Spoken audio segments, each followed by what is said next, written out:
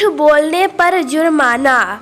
एक राजा ने यह आदेश दिया कि जो भी व्यक्ति झूठ बोलते हुए पकड़ा जाएगा तो उसको 5000 दिनार का जुर्माना होगा।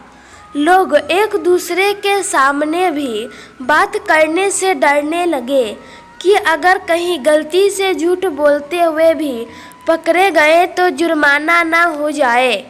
उधर राजा और मंत्री भेष बदलकर शहर में घूमने लगे।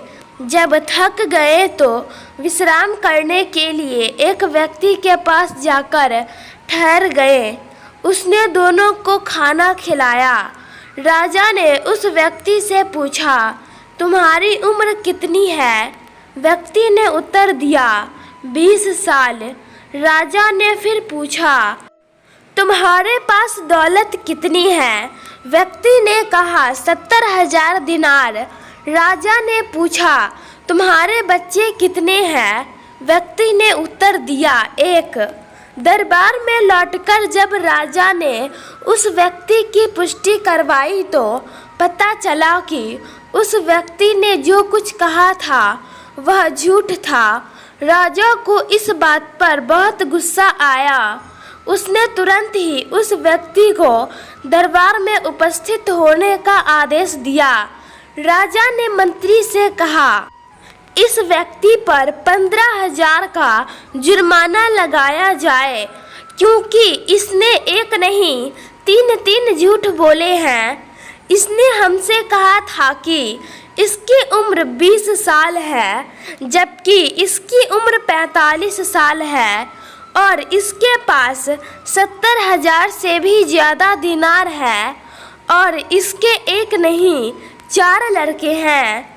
व्यक्ति तुरंत बोला, सरकार, मैंने अपनी ज़िंदगी के सिर्फ 20 साल ही अच्छे कर्म दूसरों की मदद करते हुए और ईमानदारी से गुजारे हैं, इसलिए इसी को मैं अपनी असली उम्र समझता हूँ और अपनी ज़िंदगी में मैंने 70,000 दिनार समाज के कल्याण व लोगों की मदद करने के लिए खर्च किए हैं।